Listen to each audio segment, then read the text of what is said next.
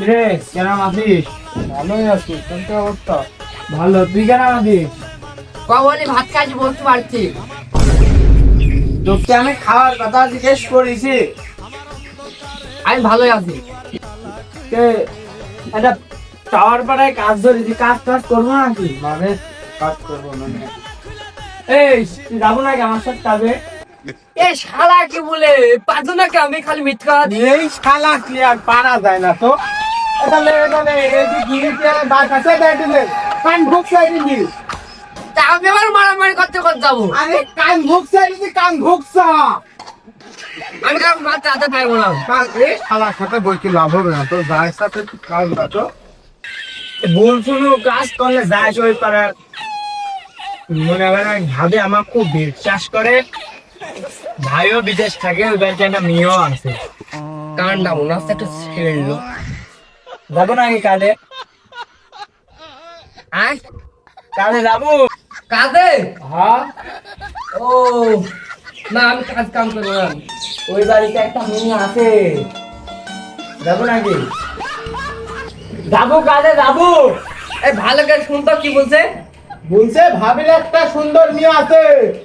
তো ওই পাড়ার ভাবির আমি পাটি ছাগল দিয়ে কি করবো? আরে না, একটা সুন্দর মেয়ে আছে। সুন্দর মি।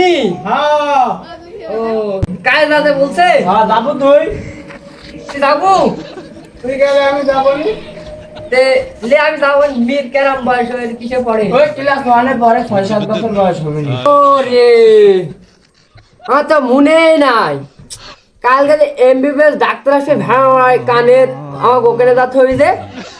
আমি যাবো না। ও তুই তো কাল ডাক্তারের কাছে যাবো, তুই তো ঠসা কানে শুনতে পারবো না, নে গাড়ি আলার সাথে মারামারি বাধা দেবেন ভাড়ালি, তাহলে আমিও কাজে যাবো না নে। তোরা যাবো নিতে ভালো কথা। মাও ভালো, দেখতে সুন্দর ছিল। ভাইও বিদেশ থাকে, আমার উপর খুব ভালো বিশ্বাস করে।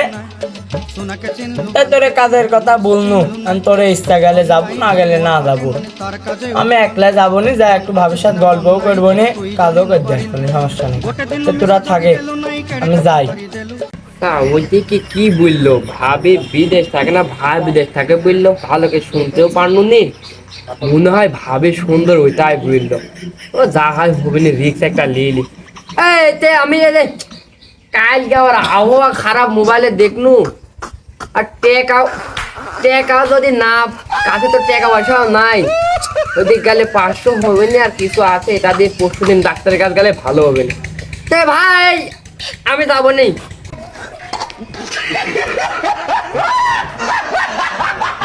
তাহলে ও যখন যাবে না ডাক্তারের কাছে, তাহলে আমি কাজে যাবো নি।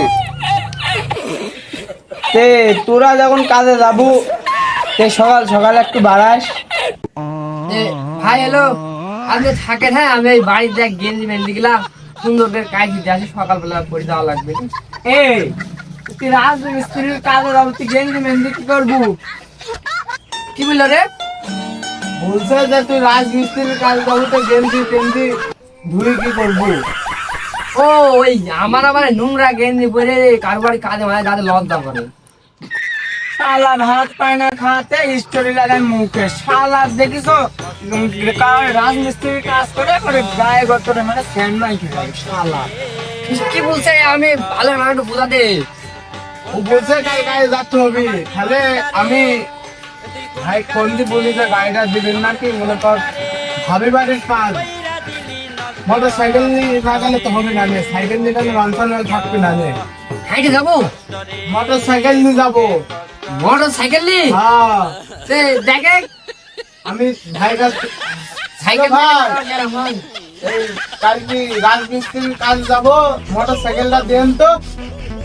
আরে ওই দাদা ভাবি দেখতে সুন্দর তো, তাই সাইকেল নিয়ে গেলে হবে না, মোটর সাইকেল নিয়ে যেতে হবে। ও আচ্ছা, তাহলে কালকে সকালে নিয়ে আসবো নি। আচ্ছা ভাই, ভাই বললো মোটর সাইকেল দিবি নি। জোরে জোরে। ভাই কাছে ফোন দিছিল, ভাই বললো কালকে সকালবেলায় গাড়ি দিবি নি। ভাবি বাড়ির কাজ বুঝিস তো, মোটর সাইকেল নিয়ে গেলে একটু ভাবছা অন্য রকম হবে নি, ভালো লাগবে নি। দেখে এই উস্তাদ এসে দিলিস। তাহলে উস্তাদ কনফার্ম একবারে কাজে আমরা যাবো। শালার বাপ পায় না ভাত, দুই দিনের খালি ঠাপের অভাব। ও শালা, তোমরা কাজে ব্যস্ত না ভাবিক দেখতে ব্যস্ত? আরে দুটি করতে যাচ্ছি আমরা।